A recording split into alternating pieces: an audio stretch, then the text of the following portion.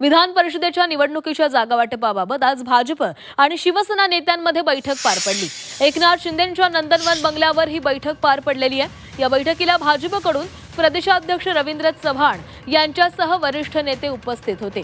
बैठकीमध्ये 99% जागांवर एकमत झाल्याची माहिती भाजपच्या नेत्यांनी दिलेली आहे। दरम्यान एकनाथ शिंदे हे 7 जागांवर ठाम असल्याची माहिती समोर येते। विधान परिषदेची निवडणूक महायुती म्हणूनच लढणार असून 17 जागांवर महायुतीचा विजय होणार असल्याचा दावा भाजप नेत्यांनी केलेला आहे। जागा वाटपाचा अंतिम निर्णय वरिष्ठ पातळीवर होणार असल्याची माहितीही भाजपच्या नेत्यांनी दिलेली आहे। स्थानिक स्वराज्य संस्थेच्या ज्या निवडणुका होत आहेत त्यामध्ये 2 टप्प्यामध्ये ही बोलणी होते। आमच्या समन्वय समितीचे नेते भाजपचे, शिवसेनेचे आणि राष्ट्रवादीचे यांच्या बैठका पार पडत आहेत। त्यानंतर अंतिम निर्णय हा मुख्यमंत्री देवेंद्र फडणवीस साहेब, एकनाथ शिंदे साहेब आणि सुनेत्रा वहिनी असे एकत्रितपणे निर्णय घेणार आहेत। म्हणून आता जागा वाटपाच्या चर्चेमध्ये काय घडलं, काय मागणी केली यावर कोणतंही भाष्य करणं उचित होणार नाही।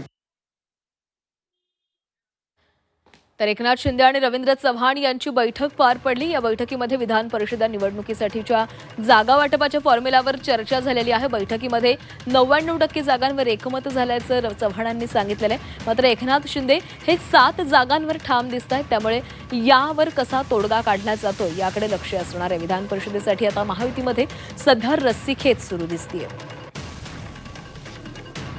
विधान परिषदेच्या निवडणुकीच्या जागा वाटपाबाबत आज भाजप आणि शिवसेना नेत्यांमध्ये बैठक पार पडली आहे। एकनाथ शिंदेंच्या नंदनवन बंगल्यावर ही बैठक आयोजित करण्यात आली होती। या बैठकीला भाजपकडून प्रदेशाध्यक्ष रवींद्र चव्हाण यांच्यासह वरिष्ठ नेतेही उपस्थित होते। बैठकीमध्ये 99% जागांवर एकमत झाल्याची माहिती मिळतेय। विधान परिषदेच्या जागा संदर्भात एकनाथजी शिंदे यांच्यासोबत चर्चा सुरू आहे। माननीय मुख्यमंत्री देवेंद्रजी फडणवीस साहेब, एकनाथजी शिंदे, सुनेत्राताई पवार हे एकत्र बसतील आणि विधान परिषदेच्या जागाचा फॉर्म्युला काढला जाईल।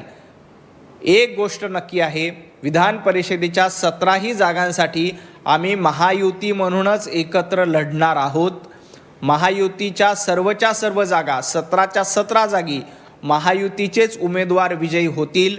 त्याबद्दलचा फॉर्म्युला येत्या काही 1-2 दिवसामध्ये निश्चित केला जाईल।